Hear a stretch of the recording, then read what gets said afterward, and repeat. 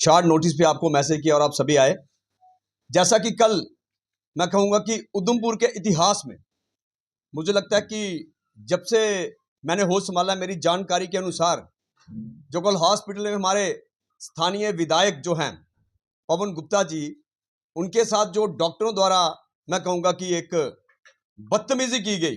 बदतमीजी जरूरी नहीं है कि कोई गले से पकड़े, जो उनकी बॉडी लैंग्वेज थी डॉक्टरों की, जो बदतमीजी की गई, मुझे लगता है कि आज तक इनसे पहले जितने भी विधायक रहे हैं, मुझे नहीं लगता कि किसी भी विधायक के साथ कभी ऐसा बदसलूकी हॉस्पिटल में की गई हो। आज इस प्रेस वार्ता आपके मीडिया के माध्यम से जो कल हॉस्पिटल में हुआ, हम उसकी कड़े शब्दों में निंदा करते हैं, क्योंकि यह मसला यह नहीं है कि वह विधायक कौन सी पार्टी से है, मेरी कौन सी पार्टी है। मसला यह है कि उधमपुर में जीएमसी, जो कि आप मीडिया वाले देखते हैं, मैं कई सालों से सड़कों पे हूं, चिल्लाता हूं कि जीएमसी जो है ये रेफर हॉस्पिटल बन चुका है। 4-6 रोज पहले हमारे एक युवक, हमारे नौजवान भाई संगूर से संजय गुप्ता जी की डेथ हो गई, और हॉस्पिटल में जीएमसी में जब उनको लाया गया तो हमें देखा, मैं जम्मू में था, मुझे पता चला कि वहां पे विधायक साहब पहुंचे और 1-1.5 घंटा वहां पे कोई डॉक्टर नहीं आया, सुपरिटेंडेंट तक नहीं आए, प्रिंसिपल नहीं आया, सीनियर रेजिडेंट डॉक्टर जो है वो वहां पे ड्यूटी पे नहीं थे, जिसको लेके विधायक साहब ने वहां पे उनसे पूछा। हमें अच्छा लगा, हम समर्थन करते हैं, ऐसा होना भी चाहिए। लेकिन जब कल उन्होंने मीटिंग कॉल की कि मैं वहां पे गया और वहां पे 1-1.5 घंटे तक कोई नहीं आया, कल वहां पे एडिशनल डीसी साहब, मुझे लगता है कि पुलिस विभाग के अधिकारी सारे वहां पे पहुंचे, और कल जब डॉक्टरों से बात कर रहे थे तो हमने देखा कुछ डॉक्टर खड़े हो गए वहां से, और एक ने तो वहां से उनकी माइक छीनने की बात की। मैं अपनी तरफ से, अपनी पार्टी की तरफ से उन डॉक्टर जिन्होंने यह हरकत की है, मैं उनकी कड़े शब्दों में निंदा करता हूं। ऐसा बिल्कुल भी नहीं होना चाहिए जो कल हुआ है।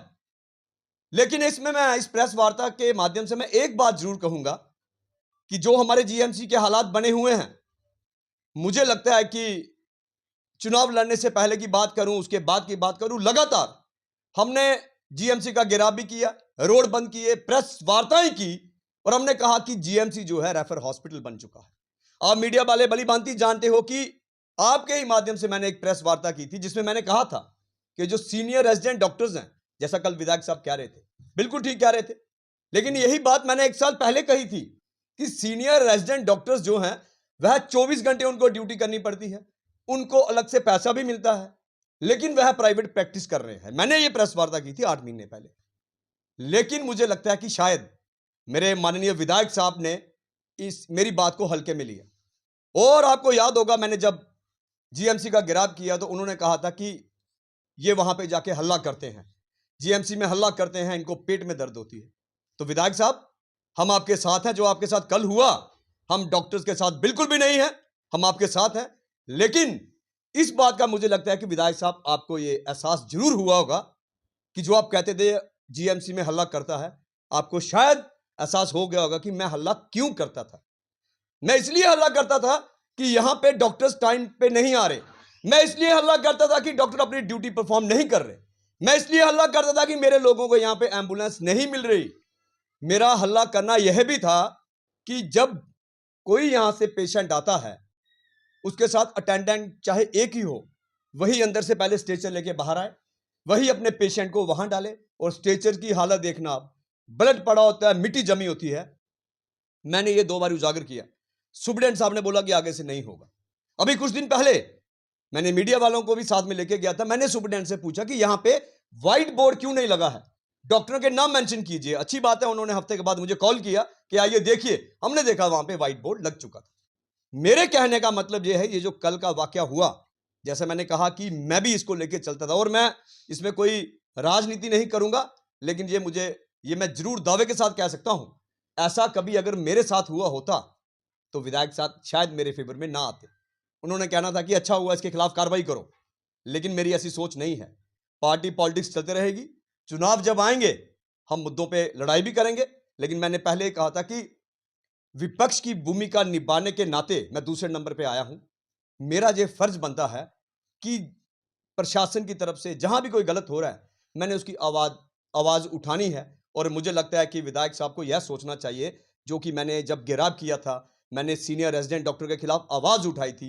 शायद अगर पॉजिटिव तरीके से अगर सोचते कि अगर यहाँ पे जो विपक्ष का नेता है या अगर ये आवाज उठा रहा है, मुझे चेक करना है कि वाकई में यहाँ पे सीनियर रेजिडेंट डॉक्टर्स नहीं बैठ रहे, कि वाकई में यहाँ पे सीटी स्कैन की मशीन खराब है। मैंने हल्ला किया था और आज मैंने एक किसी निजी चैनल में देखा कि विधायक साहब कह रहे थे कि सीटी स्कैन बड़ी पुरानी हो चुकी है, नई आ चुकी है, कमरा बन रहा है। मुझे लगता है अभी तक तो जब से सीटी स्कैन नहीं आई है अभी तक तो मुझे लगता है कि एक कोठी बन सकती थी। तो मुझे आपको नहीं लगता कि कहीं ना कहीं डॉक्टर्स, चाहे वो कहीं किसी भी हॉस्पिटल के डॉक्टर्स हैं, डॉक्टर्स जो हैं अब डॉक्टर्स नहीं रहे, एक उनकी गुंडागर्दी, एक मिली भगत जो उनकी हो चुकी है। डॉक्टर्स अब किसी भी चीज़ को मानने को तैयार नहीं है। चाहे अगर पहले एक वाकया देखा जाए, एक विधायक ने आवाज़ उठाई तो उनके खिलाफ बड़ी कार्रवाई और पीएसए लगा के अंदर कर दिया गया। अब फिर दोबारा एक विधायक के साथ इस तरह होना, ये कहाँ तक सही है? देखिए, मैं वही कह रहा हूं कि जैसा कि आपने जो प्रश्न किया मैं उसी पे आ रहा हूं, लेकिन मैं बताना चाहता था कि सीटी स्कैन अगर बंद है, नहीं आ चुकी है, तो उसको इतनी देरी क्यों? लेकिन अच्छा, विधायक साहब आज कह रहे थे कि ठेकेदार जो लापरवाही कर रहा है। तो विधायक साहब, आप विधायक हैं, मुझे लगता है कि आपको जनता ने आपको ताकत दी है, प्रोटोकॉल है आपके पास, किससे डर रहे हो आप? डॉक्टर्स, मुझे बड़े दुख के साथ कहना पड़ता है कि डॉक्टर्स इनको हल्के में ले रहे हैं। और बाकी विभाग, कोई बिजली की बात करे, पानी की, कोई, ये लोग समझते हैं अधिकारी कि इनको विधायक का डर ही नहीं है। लेकिन कोई बात नहीं विधायक साहब, हम सब आपके साथ खड़े हैं। जीएमसी का सुधार कराने के लिए अगर आप आगे आ रहे हो, जो कि मैं पिछले 3 सालों से लड़ाई लड़ रहा हूं, आप आगे आइए, हम आपके साथ हैं। और एक बात और, सीटी स्कैन के साथ साथ जैसे इन्होंने कहा एमआरआई, मैं कहूंगा कि अल्ट्रासाउंड के लिए मुझे लोग फोन करते हैं, अल्ट्रासाउंड के लिए 2-2 महीने की डेट डाली जाती है। अभी टाइम नहीं है, 2 महीने के बाद आइए। और आप यह देखिए, विधायक साहब कल बता रहे थे कि जब आप मीटिंग करने के, उन्होंने डीएसपी को फोन किया, एसएचओ को फोन किया, उन्होंने एडिशनल डीसी भी उनके साथ थे।